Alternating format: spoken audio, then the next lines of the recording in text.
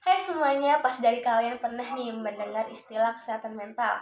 Ya, kesehatan mental merupakan suatu hal yang sangat penting dimiliki oleh setiap individu. Kenapa? Karena kesehatan mental dipengaruhi oleh peristiwa dalam kehidupan yang meninggalkan dampak yang begitu besar pada kepribadian dan perilaku seseorang. Karena jika kesehatan mental seseorang terganggu, maka akan timbullah yang namanya penyakit mental atau gangguan mental. Gangguan mental ini akan mengubah cara seseorang dalam menangani stres, berhubungan dengan orang lain, membuat pilihan, dan memiliki hasrat untuk menyakiti diri sendiri. Nah, dalam hal ini saya akan mengambil contoh gangguan mental pada anak usia remaja sekolah menengah. Yuk kita simak video berikut ini. Yang pertama, kesulitan belajar. Salah satu segi dari kesulitan belajar merupakan gejala gangguan kesehatan mental di sekolah, baik sebagai sebab maupun akibat. Dikatakan sebagai salah satu segi karena kesulitan belajar dapat juga dilihat dari segi lain, sebagai masalah kesehatan gangguan mental di sekolah. Kesulitan belajar merupakan salah satu gejalanya. Yang kedua, sulit berkonsentrasi. Ketidakmampuan untuk berkonsentrasi pada tugas sederhana adalah gejala dari depresi. Kurang fokus juga bisa disebabkan karena pikiran mereka terpusat pada rasa malu, bersalah, atau kematian. Kurang konsentrasi pada individu akan tampak nyata pengaruhnya pada nilai akademik atau pergaulannya. Yang ketiga, kenakalan remaja. Kenakalan remaja sudah merupakan masalah yang besar dalam dunia pendidikan. Timbulnya masalah kenakalan anak sekolah ini tidak dapat terlepaskan. Artinya, sekolah memiliki tanggung jawab yang cukup besar.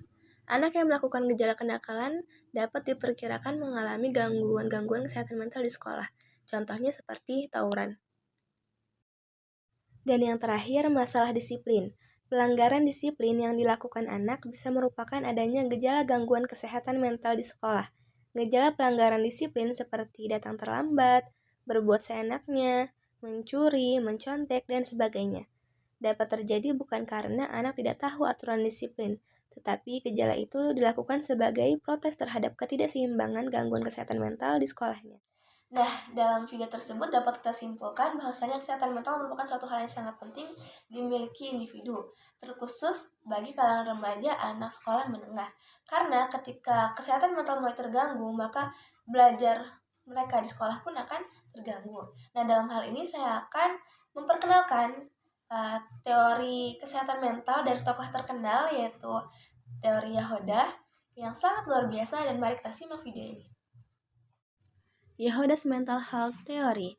Dalam teori ini, Yahoda menekankan pada hal-hal positif untuk menjembatani perubahan dalam psikologi agar tidak hanya sibuk berusaha memperbaiki hal-hal terburuk dalam hidup, tapi juga lebih fokus ke arah membangun kualitas terbaik dalam hidup. Dalam teori ini, Yahoda membagikan 6 karakteristik. Yang pertama, attitude of the individual toward himself, yaitu sikap berupa pikiran, perasaan, dan perilaku individu terhadap dirinya sendiri. Idealnya, individu memiliki sikap yang positif terhadap dirinya. Yang kedua, individual's degree of independence of social influences, yaitu tingkat kebebasan seorang individu dari pengaruh sosial yang ada di sekelilingnya. Idealnya, individu dapat berpikir dan berperilaku secara mandiri tanpa ada intervensi dari lingkungan sosial. Yang ketiga, how the individual sees the world around him, yaitu bagaimana cara pandang atau persepsi individu terhadap dunia di sekitarnya. Idealnya, individu mempersepsi realita dengan akurat, tidak terlalu optimis ataupun pesimis. Yang keempat, unification of function in the individual's personality, yaitu kemampuan individu untuk menyatukan fungsi kepribadiannya. Idealnya, individu mampu menyatukan seluruh fungsi kepribadiannya untuk menghadapi masalah.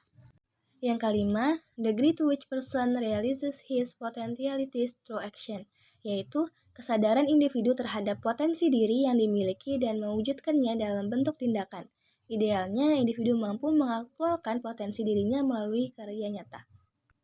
Dan yang keenam, ability to take life as it comes and master it, yaitu kemampuan individu untuk mengatasi kehidupan dan menguasainya. Idealnya, individu mampu menghandle semua aspek kehidupannya dengan seimbang, antara keluarga, pekerjaan, pergaulan, dan lain-lain.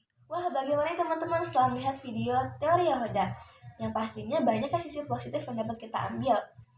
Dan yang paling penting nih teman-teman, jangan terlalu fokus untuk memperbaiki keburukan yang ada pada diri kita, tapi cobalah untuk membangun kualitas terbaik dalam hidup kita.